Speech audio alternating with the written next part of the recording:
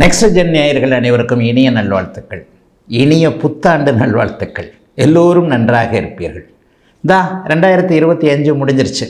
வெகு ஆவலோடு எதிர்பார்த்தேன். ஏன்னா 2025 பெரும்பாலானருக்கு அப்படிலாம் ஒன்றும் பெரிய அளவில் நல்லா இல்லை.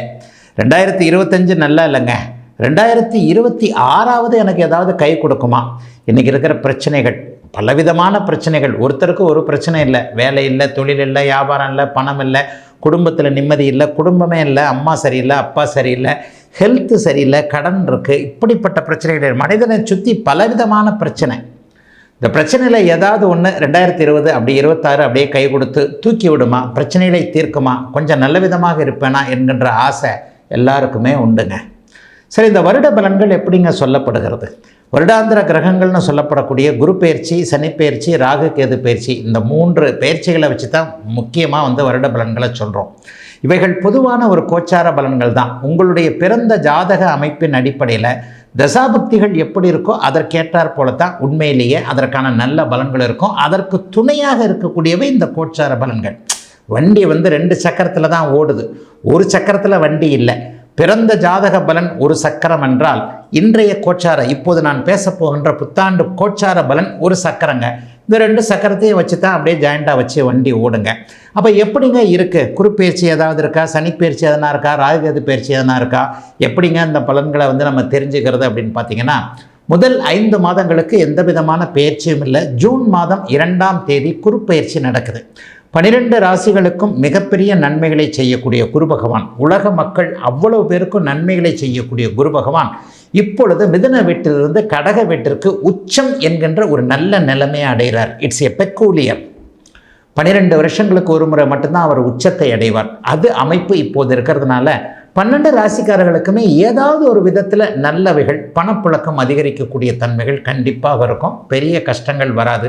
சனிப்பெயர்ச்சி இந்த வருஷம் முழுக்கவே 2026 முழுக்க இல்லை. மீன வீட்டிலேயே மீனத்திற்கு ஜென்மச்சனியாக அப்படியே சனி பகவான் அங்கேயே இருக்கிறார்.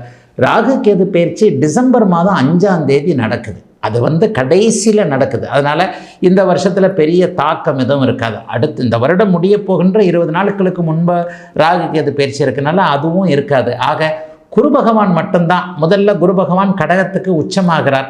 3 மாதத்தில் போன வருஷம் மாதிரியே அதிசார பயிற்சின்ற முறையில் கடகத்திற்கும் சிம்மத்திற்கும் அப்படியே மாறி மாறி வருவார். ஆக குருவின் பலன்கள் ஓரளவிற்கு நன்றாக இருக்கின்ற காரணத்தினால் 12 ராசிக்காரர்களுக்கும் பெரிய அளவில் சோதனைகள் இருக்காது. 2025 கஷ்டப்பட்டவங்க எல்லாருமே 2026 ஓரளவுக்கு நல்லா தான் இருப்பீங்க. இருந்தாலும் இப்போது தனித்தனியாக மேஷம் முதல் மீனம் வரையிலான இந்த 12 ராசிக்காரர்களுக்கு எப்படிப்பட்ட சாதக பாதக அமைப்புகள் இருக்கும் அப்படிங்கிறத இப்போது பார்த்துடலாங்க. மிதன ராசிக்காரர்களுக்கு ஆகா ஓகோன்னு சொல்லுவேன். வருஷ ஆரம்பத்திலேயே புதன், சுக்கிரன் எல்லாருமே உங்களுடைய இருக்கிறாங்க. குருவின் பார்வையும் இருக்குது.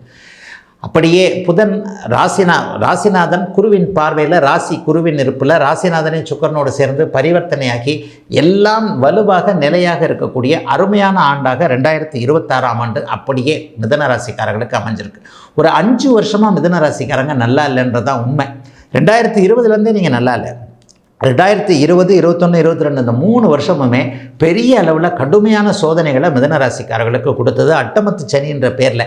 இந்த அட்டமத்து சனியின் பாதிப்புகள்லேருந்தே இன்னும் 2025 வரைக்குமே யாரும் பெருசாக வெளியே வரல. 10 லட்ச ரூபா லாஸ் ஆச்சுன்னு சொன்னவங்களுக்கு ஒரு 2 லட்சம் 3 லட்சம் திரும்ப கிடச்சிருக்கு. மிச்சம் 7 லட்சத்துக்கு எங்கே போகிறது?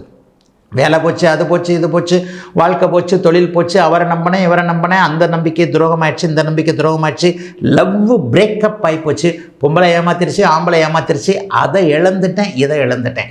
இந்த மாதிரியாக இருக்கக்கூடியவர்கள் எல்லாருக்குமே எதையும் நீங்கள் இழந்ததெல்லாம் திரும்ப வரப்போகுதுன்ற மாதிரியாக சின்ன சின்ன விஷயங்களில் மன அழுத்தத்தில் இருக்கக்கூடியவர்களுக்கு பெரிய பெரிய லாபங்கள் கிடைக்கக்கூடிய அருமையான ஒரு நல்ல வருஷமாக இந்த வருஷம் இருக்குங்க.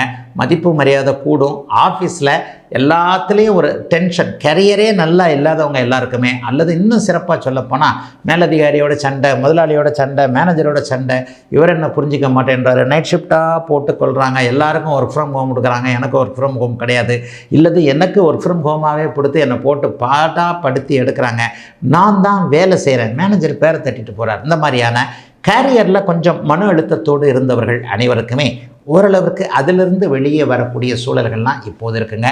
மிதுன ராசிக்காரர்கள் எதையும் செய்யலாம் என்கின்ற ஒரு நல்ல அமைப்பு இப்போது உண்டு. திருமணம் நடக்கும், குழந்தை பாக்கியம் கிடைக்கும். ஃபஸ்ட்டு மேரேஜ் ஒரு மாதிரியான அவங்களுக்கு, செகண்ட் மேரேஜ் ரொம்ப பெரிய அளவில் நல்லாவே இருக்கும்.